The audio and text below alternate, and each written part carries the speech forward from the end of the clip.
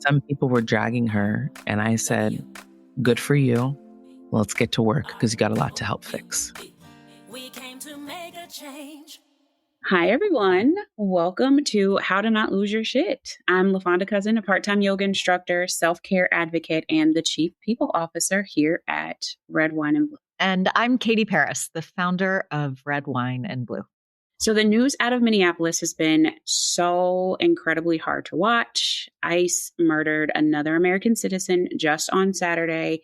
I don't know how anyone is not losing their shit right now. I am losing it over and over again. Saturday was really, really hard for me. So it was really great to talk to Malynda Hale about how she's doing. She's a singer, an actress, an activist, and the executive director of the New Evangelicals. We had a really honest conversation about Minneapolis and race and religion and how we can talk to people who are finally shifting away from MAGA after what they saw happen this weekend in real time. So, Katie, how are you feeling after this weekend?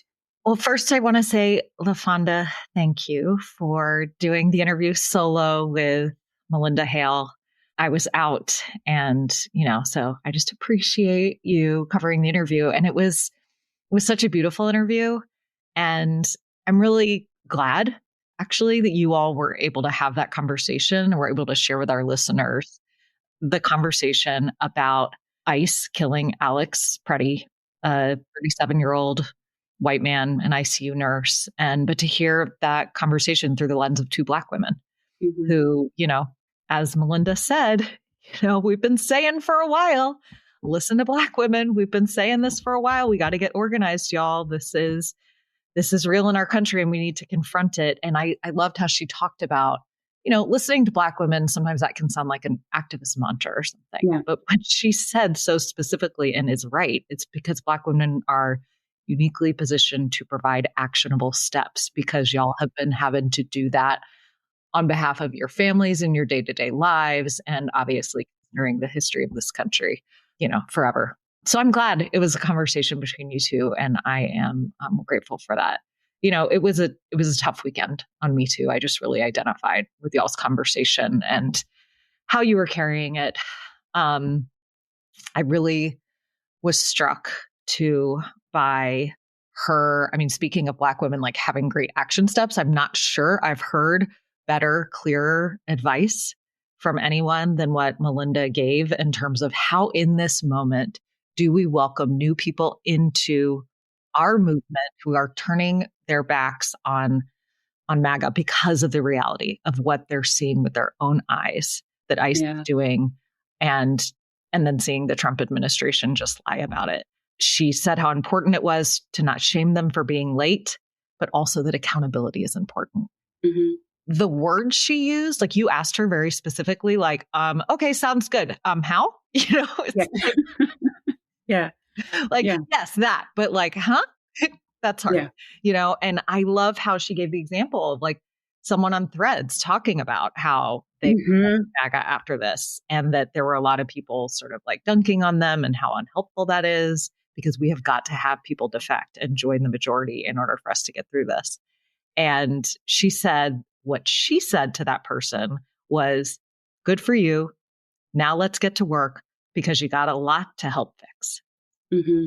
I found those words really helpful, that sort of affirmation and not okay, we'll go off into the wilderness and do your work and read 14 books and come talk to me. Like, all right, come on, let's get on. You're on the train now. Let's do it. Yeah. I think the example is what helped me.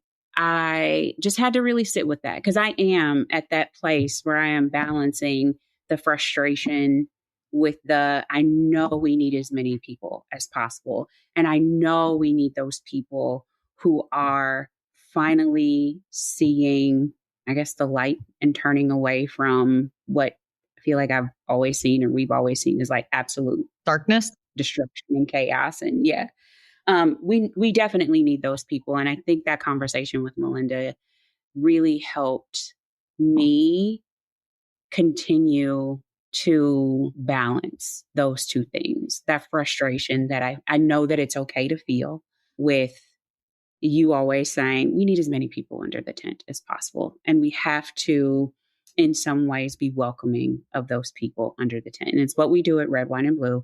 We create that on-ramp. And so what I also appreciate in Malynda's approach is this, yes, let's welcome, but also that accountability is not lost, right? Like we still have to have that conversation, but right now, let's bring you in to get the work started. But like, I'm not immediately going to hand you like how to be an anti-racist. You don't have to read that big book right now. I'm going to bring you in so we can start the work. And FYI, we got a lot of work. We got a lot of work, but the accountability also has to happen. And I think that's what people need to hear, right? Like we do still need people as a part of this movement. And so there is a place to welcome the people who come late, but not without the accountability. And that's the part of the conversation that I thought was really important for me. And I think is probably really important for some of our listeners to hear. You know, I was just like saying amen to it as well as I listen, because it is also not only the right thing to do, it is the strategic thing to do, because these women who are coming into the movement right now, and look, we are seeing majorities of women any way you slice it, no matter what political party, you know, are not okay with what we are seeing right now. And so this is a critical moment for us to welcome these women in. But it's not just the right thing to do. We need them then talking to their networks. And they are the best messengers. You and I can't have the conversations with their people. We can be over here saying, hey, join the club. You know, we're waiting for you. But we cannot be their direct friend, that direct trusted relationship that we know is so important. All right, we're going to take a quick break. And when we come back, we'll have my conversation with Malynda Hale. This week, Malynda Hale and I talked about Christianity and how it's being weaponized by people who are not actually interested in the teachings of Jesus. Some of those people call themselves Christian nationalists, and the movement has been showing up everywhere from school boards to legislatures. If you want to learn more about what Christian nationalism is and how you fight back, join us for a virtual event on Thursday, January 29th at 7:30 p.m. Eastern. You'll learn how to spot Christian nationalist candidates, recognize the dog whistles, and take concrete steps to stop extremism from further taking over our government. You can learn more and RSVP by going to redwine.blue or clicking the link in the show notes. So today I am grateful to be joined by Malynda Hale. She is so many things: a singer, an actress, a mom, an activist, the host of We Need to Talk podcast, and the executive director of the New Evangelicals. Malynda, thank you so much for coming on the pod today. Of course. Thanks for having me. I always love engaging with you guys. So thanks for always thinking of That me. makes me so excited. So happy. That makes me really happy to hear. So we have witnessed another horrifying tragedy in Minnesota. As yet another person was murdered in the street by ICE. I don't know that we could call it anything but a murder at this point. Right. How are you doing with that? It's such a hard time. Yeah. I'm not going to lie. It affected me really deeply. And it's not because we've never seen this before. Mm-hmm. It's because this one was so black and like, this was just so cut and dry to me that like how are we even attempting to justify, excuse, change the narrative? And so I got upset. I started to feel like, oh, they're really trying to make us feel crazy. Like this is a mass gaslighting operation that this administration is doing. And, you know, I was just talking to my husband. He does not on social media or anything, but he reads and, you know, it stays very informed. And he got really upset because he was just like, if they can do this, when we have all seen multiple angles, multiple videos of the same thing and still stand there, say the exact same message, Greg Vivino and Christy Nome, exact same PR message, like, what are we going to do? And I came away from it that in order for this administration and government to achieve whatever they want to, they will absolutely justify killing you. Yeah. And that's terrifying to think about. It is awful. And I think for me, I was like, how do they get this message so quickly? Right? Like, it's like this thing happens. And then this crazy, like you said, it feels like gaslighting. And you almost think that you're crazy, right? Yeah. Like I watched the video and I'm like, there's no way that you can make this anything other than what it is from Yeah. multiple angles. I was like, Yeah. I got to get that video of the lady in the pink sweater, right? Like, Yeah. because Right. her video is going to be damning. And then I And watched you it. were worried. I was worried about I was her not worried about even. I her. was, I was where worried is about she? her. Like, find her, make sure she's Yep. safe. That was a big concern of mine too, because that video was going to show everything. And it did. Yeah. Yeah. It showed everything. And, on a I hate to always go back to this, but I know that we can speak real on this. I go Yeah. back to our parents' generation when Mm-hmm. things happened to them and there were no videos and there was no documentation. And so these are the things that Black Americans have been saying since day one, right? Mm-hmm. We've been telling people stay woke. We've been telling you pay attention. We've been saying at the end of the day, people care about this. They care about the system. They don't care about you. There's Exactly. only so far that, Yeah. white privilege is going to protect you, right? And so I am grateful that we do have a digital world now, but it's a shame that we have to film somebody being executed in broad daylight for it to be In order believed. for it to matter. Yeah. In order for it to matter. Or even, I mean, honestly, to some, it still doesn't matter. You, like you said, that they will still spin this narrative, Yeah. and that is heartbreaking. But I think you touched on something that I also wanted to ask, because, I show up to the world in a Black body as a Black woman, and I wouldn't change that for anything in the world. And Yeah. I don't know about you, but I am wrestling with, and always wrestle with, and especially this weekend have been wrestling with, a conflicting feeling. Obviously, what happened to Renee Good and Alex Pretti is horrible, Hmm. horrible. But it's also frustrating that it takes the murder of what seems like normal white Hmm. people Hmm. in broad daylight for some Americans to be activated or Yeah. moved, Yeah. or for what we have been saying for generations and decades to be seen or to Sure. be heard. And it's hard not to want to scream like, we told you so. This is why we told you to vote the way we Right. were telling you to Right. vote in Right. November, right? But of course, as Katie says, we need as many people under the tent as possible. We Absolutely. need as Absolutely. many people in this movement as possible. How are you grappling with, as an activist, balancing those two things?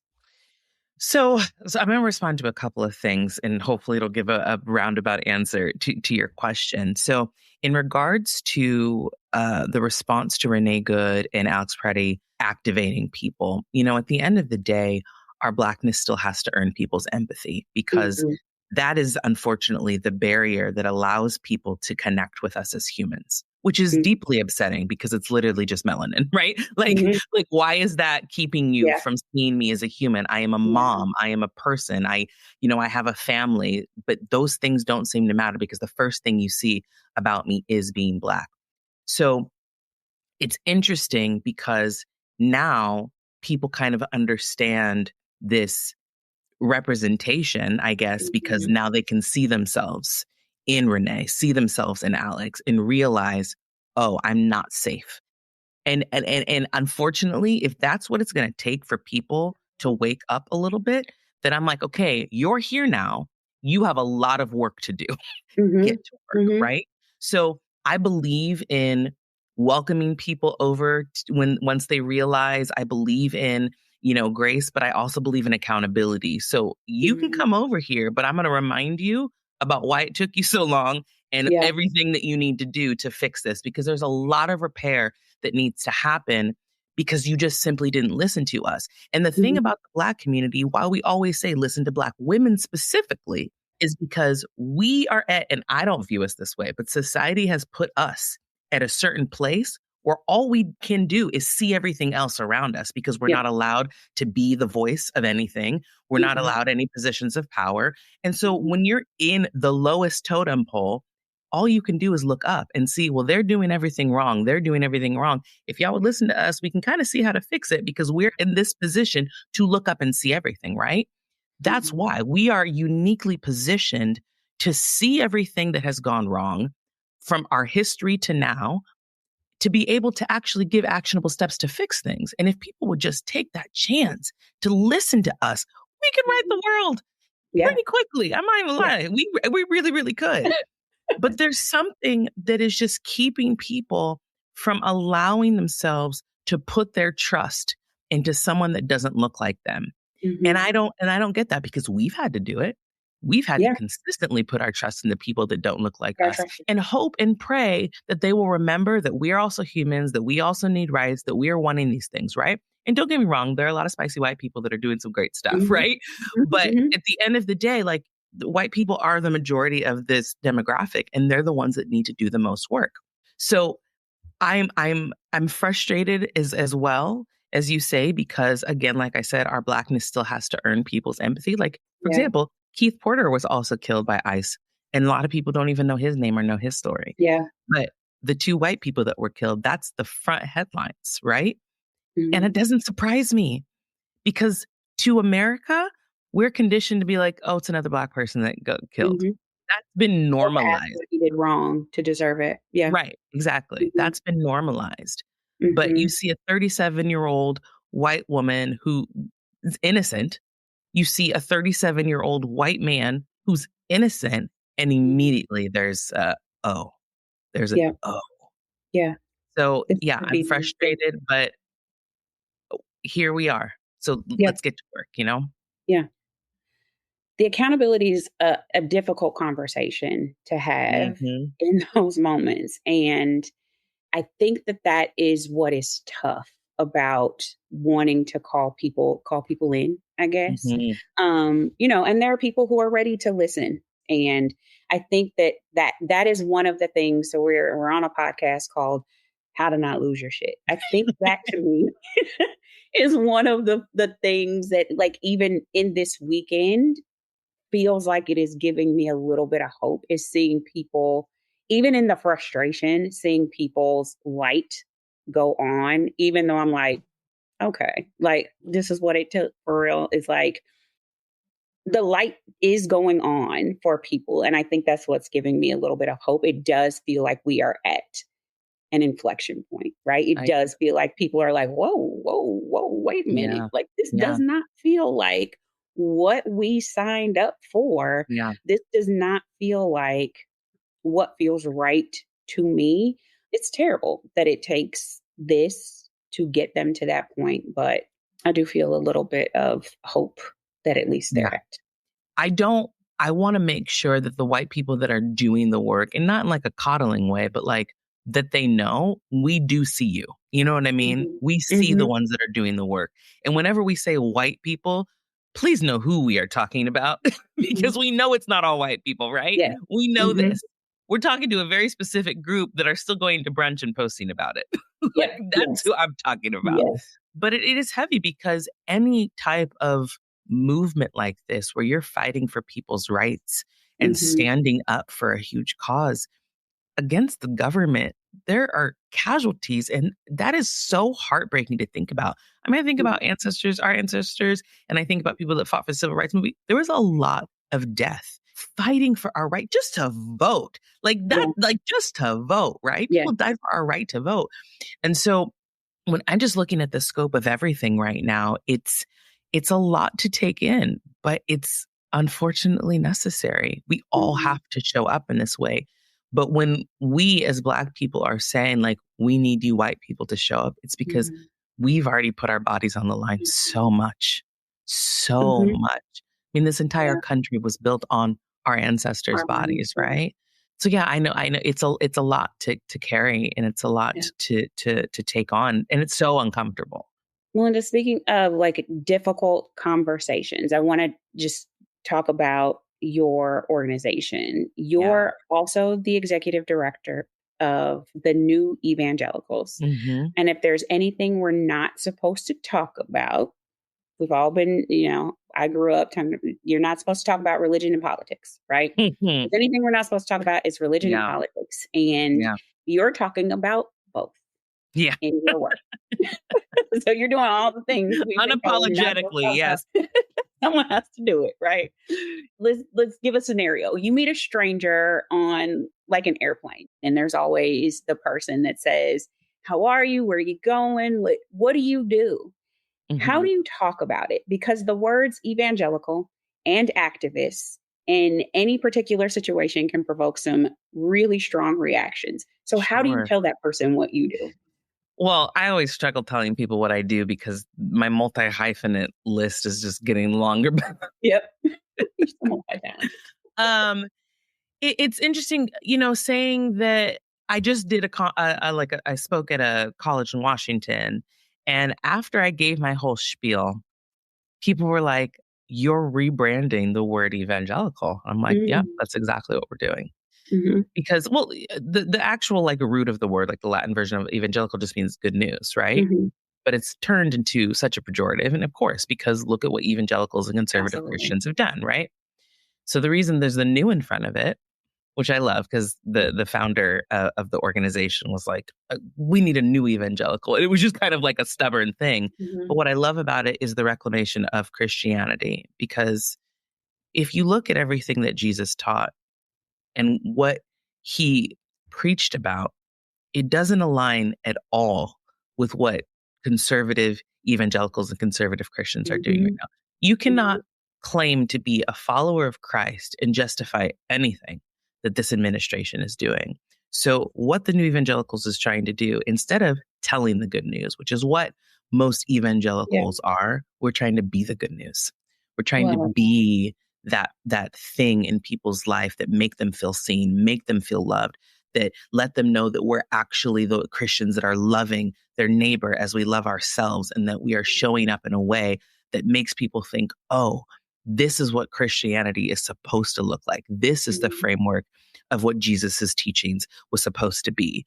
And so I also just don't want to let them have it. I don't want to allow them to claim it, because it's not what I grew up with. I grew up with a very, very different version of faith. I grew up with a very healthy faith, one that taught me about compassion and love and inclusion. And I feel like a lot of smaller churches and a lot of Black churches, I'm not talking about the mega churches, but a lot of Black Mhm. churches, they come from like a Black liberation theology. So social justice was kind of built into our framework because we turned to God to get us through a lot of the Yeah. things that happened in our history, right? And so it was really about, for Christianity, for a lot of Black Americans, and at least how I grew up, was about that connection to God and that joy and that gratitude for just simply being alive on a day-to-day basis, right? Mhm. And so with new evangelicals, we are really trying to not only help people heal, but also help them reclaim and then advocate as well. Because at the end of the day, what Jesus said was very clear. Like, I don't know how we're arguing about what this man said. Like, the red letters are there. He was pretty clear. And Mhm. somehow, It gets jumbled. I mean, my goodness. Yeah. So, and it's funny. I feel like a lot of people on the right and evangelical Christians and conservatives, they don't ever actually quote Jesus. Oh, Like, no. it's always the Old Testament and things that Paul said. And it's like, where is Jesus in this conversation? Mhm. Because he Mhm. he ain't got nothing to do with this. Well, the things that Jesus actually did and said don't fit the narrative. That is Right. what I struggle with. Like, Sure. Jesus Sure. fed the poor, Jesus was welcoming of immigrants. That doesn't fit the narrative that they're pushing. And Absolutely. so I have to find the things that fit what I'm saying. And Yeah. if you don't do the work, my grandfather was a preacher, and he was like, if you just go to church every Sunday and you listen to a pastor and then you don't go home and read for yourself, you're not really doing what you are supposed to, because you're just Right. listening to somebody else tell you what you should Right. know. And I actually think that the church is more outside of the walls of the church. You know what I Mhm. mean? Like, Mhm. the community, the advocating, the showing up, the Mhm. helping people. That's what the church is. That's what That's what Jesus the church did. is. Jesus Yeah. wasn't confined to four walls. He wasn't Yeah. just preaching and Yeah. he was in the temple a couple times, but most of his work was out with the Outside people, with people. you know? Mhm. And if we're supposed to be followers of Christ and trying to emulate what that man did, they are failing miserably. Mhm. They're failing miserably because Mhm. everything that they believe is about who they are against. And Yeah. Jesus was about who he was for. Yeah. So that's what we're trying to do at this organization. We are trying to reclaim, stay rooted in the teachings of Jesus, and show up in a way that's not, trying to convert people. We have a lot of people that are part of our community that don't even believe, but they're like, y'all are awesome. I'm going to rock with you. Right. Mm-hmm. But it's showing up in the way that Jesus did, because Jesus also didn't care what you believed. He was simply trying to say, these things will make your life better. Love God and love your neighbor as you love yourself. Mm-hmm. That is the ethos of everything that he stood on. And so that's what we're trying to do. That's all we're trying to do.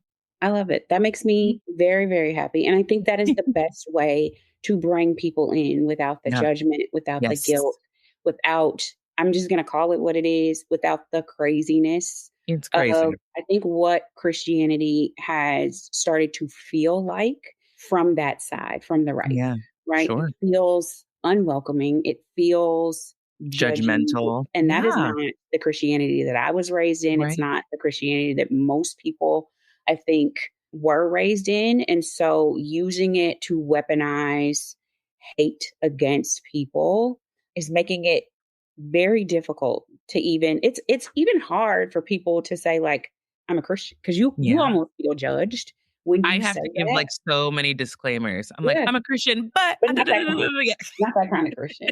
Right. I'm a red letter Christian. Right. I'm a Jesus Christian. Yeah. Yes. I'm the kind that believes in feeding the poor Yes. and giving people Yes. a home Right. and being Right. kind, like the real kind. I'm not like a JD Vance Christian. Right. That's Oh not my kind of Christian. gosh. Just Yeah. rewriting the Bible. I'm It's like, what are you? insane. It is insane. It is insane, because at the end of the day, I'm like, what are you getting out of this? Because if you Mhm. actually believed that when we die, there's going to be a judgment day, Yeah. none of y'all are actually acting like that. Yeah. You know what I mean? So you can't believe it. believe There's that. no way that you Yeah. actually believe that based on your behavior and your Mhm. actions. Because Yeah. when you show up, he's going to be like, did you try? Like, Yeah. roll Mhm. the clip, because, Roll the clips. oh Part my of me wishes like gosh. I could be there with my popcorn. Like, Oh I my was God. there. Yeah, That right. is Like, I you. told you to That get is right. I told you. you. I was Oh my there. gosh. Yeah. That's so funny. Oh Yeah. man. So I think what advice do you have for our listeners who want to be a part of some of these difficult conversations, either about, I think race in some of these conversations or religion?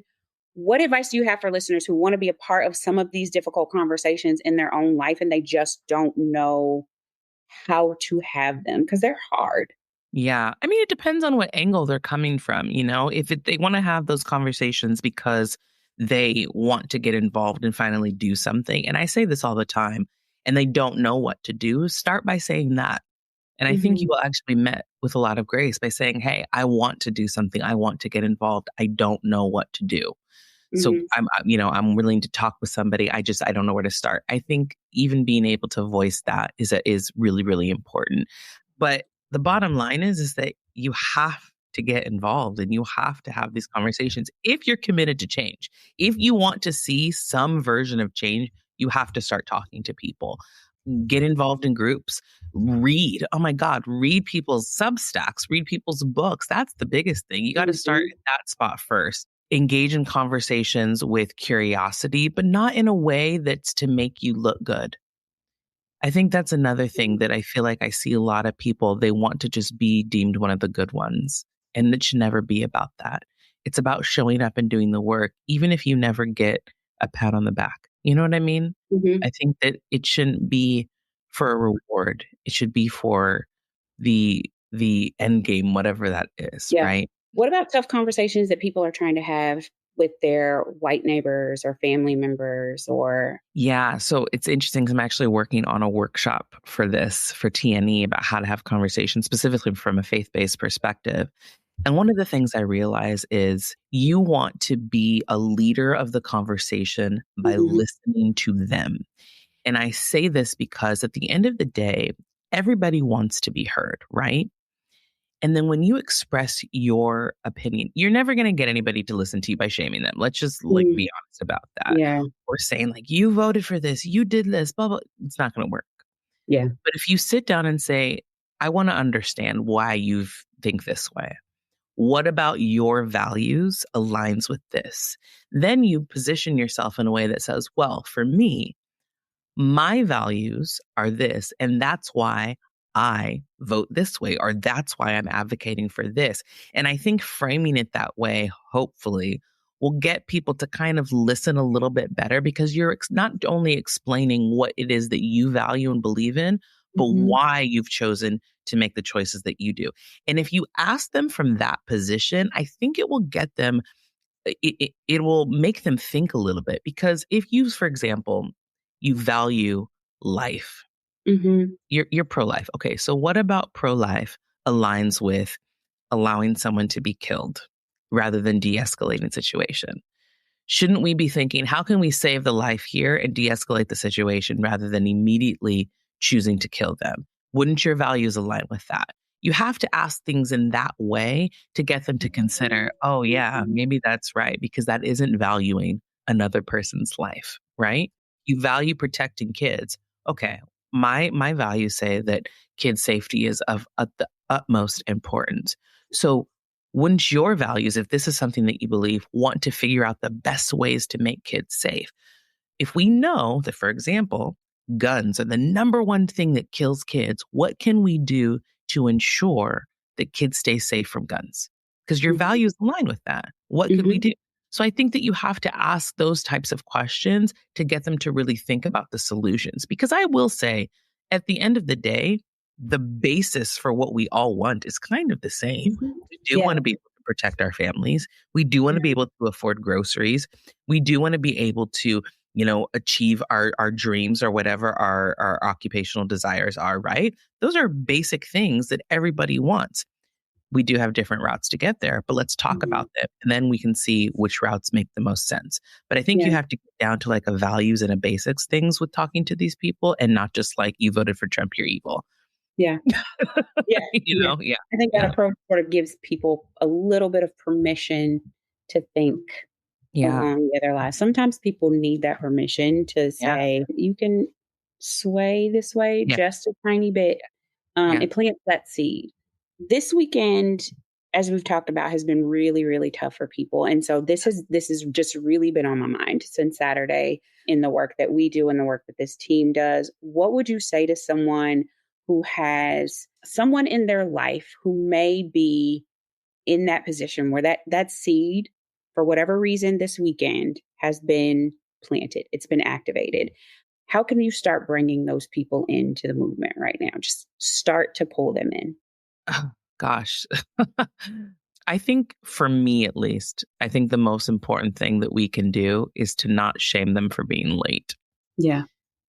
Because that will turn them away immediately. And I get it. Yeah. It's like, how much did you need to see? How much did you need to witness? Like, why was this the straw that broke the camel's back for you, right? I said out to somebody, because somebody posted a long post on Threads and said, I'm leaving MAGA. Like, I can't do this anymore. And some people were dragging her. And I said, good for you. Let's get to work, because you got a lot to help fix. And she was very grateful that that was the response that I had.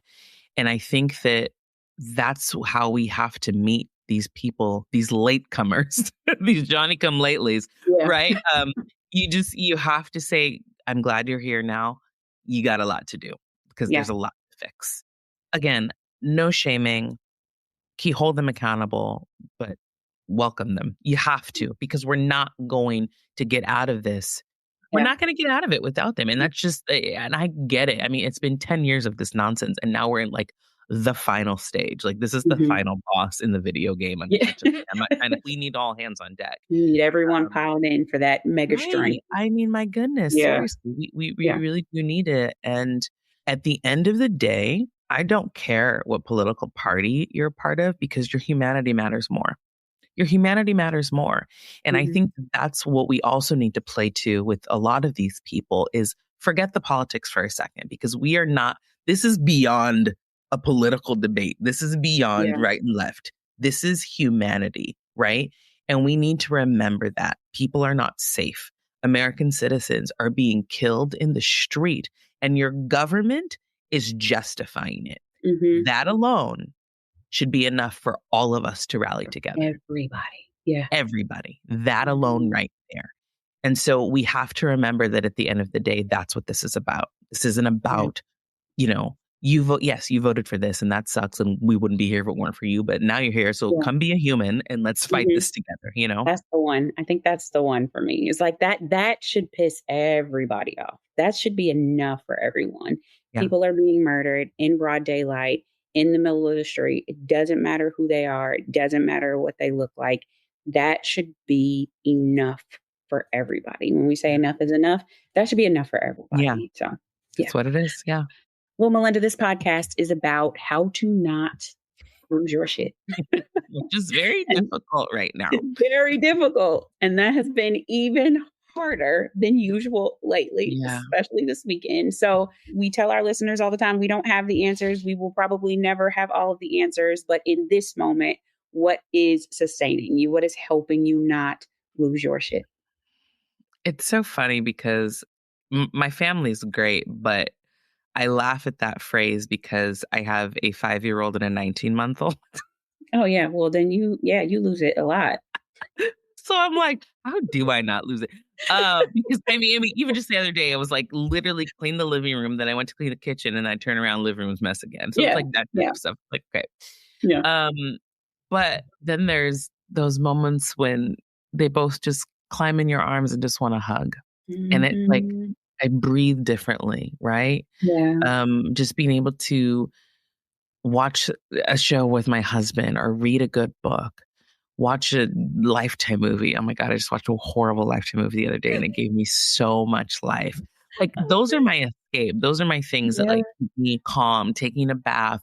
We go for walks as a family, which is so nice to just get out in nature and be out in the world in that sense. So it's honestly the little things. And I've been on this like rampage in my house because I'm only happy when my house looks like nobody lives in it, which is basically never. We might be soulmates because me too.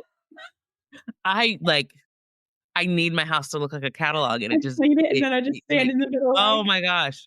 Sorry, I didn't mean to No. So that's been also kind of like my kick, like buying little things, going to Costco, trying to like interior design the house. Yeah. I just think finding those little things that make you happy are the ways to not lose it on a daily basis. Because the minute you open your phone, you're going to see some nonsense. You're going to see something that's frustrating or just like gives you a debilitating feeling. Like there's just so much happening and it's a lot to process. So go get your latte, buy a poster, a new painting to put up, whatever it is. It's okay to have those things because we all need those mental breaks and we all need those things to make us happy. Read a good book. I love reading trashy novels. I just do. It's the best escape. Find your thing and lean into it. It is okay to have a thing. Malynda, it has been an absolute pleasure. No, it's been an absolute pleasure. Thank you so much for joining us on the podcast. Of course. This was great. How to Not Lose Your Shit is a podcast from Red, Wine, and Blue.